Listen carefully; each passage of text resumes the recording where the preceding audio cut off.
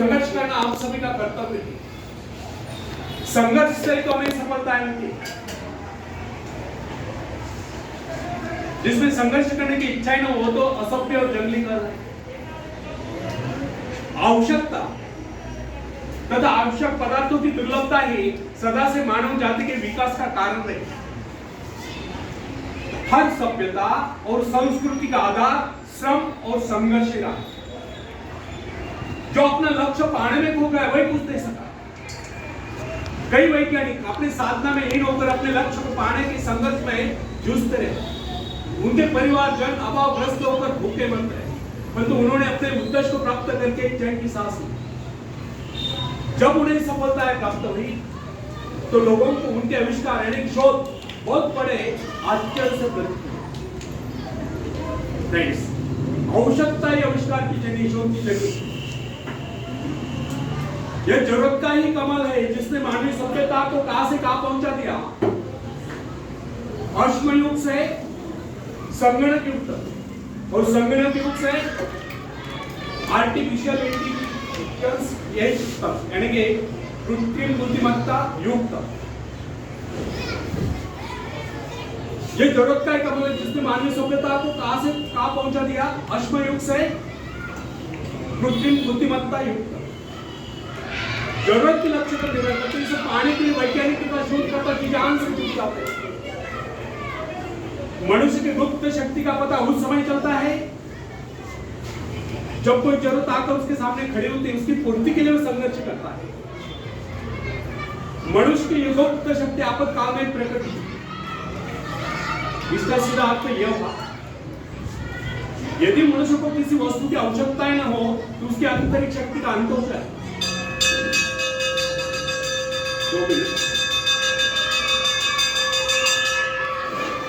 बाहरी सहायता लेने से भी इस शक्ति को बाहर निकलने का अवसर नहीं।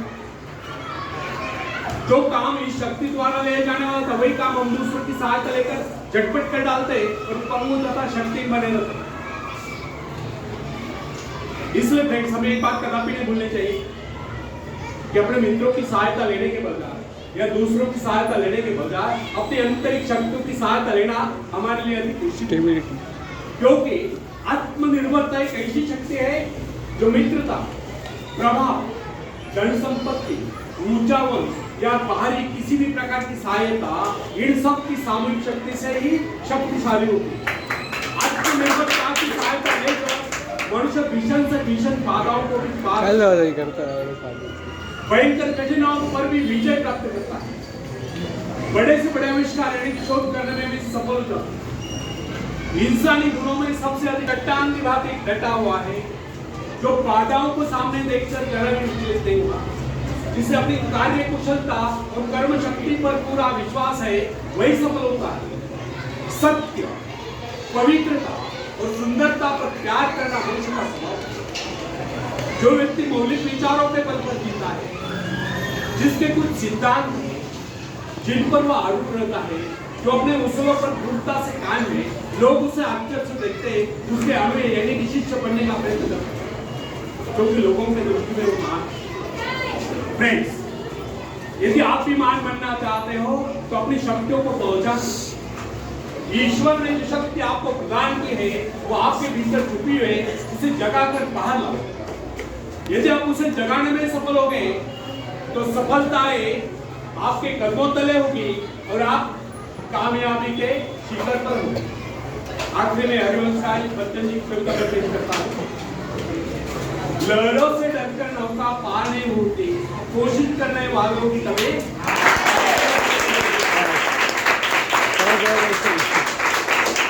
नन्ही चींटी जब दाना लेकर चलती है, चढ़ती दीवारों पर 100 बार फिसलती है।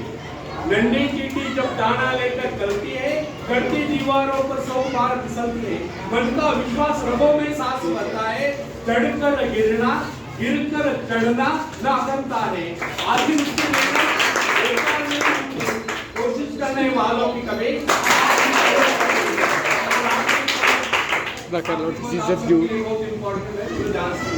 आखिर में काले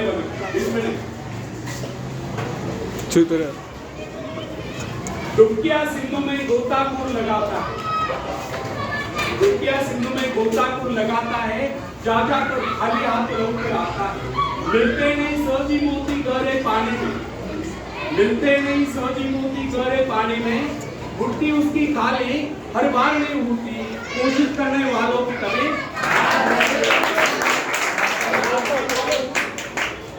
आपके लिए असफलता एक चुनौती, इसे स्वीकार करो। असफलता एक चुनौती, इसे स्वीकार करो। क्या कभी रहोगे देखो और सुधार करो। जब तक न सफल हो नींद चैन को त्यागो तुम, संघर्ष का मैदान छोड़कर मत भागो तुम।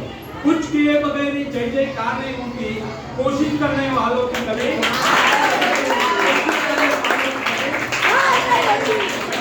कभी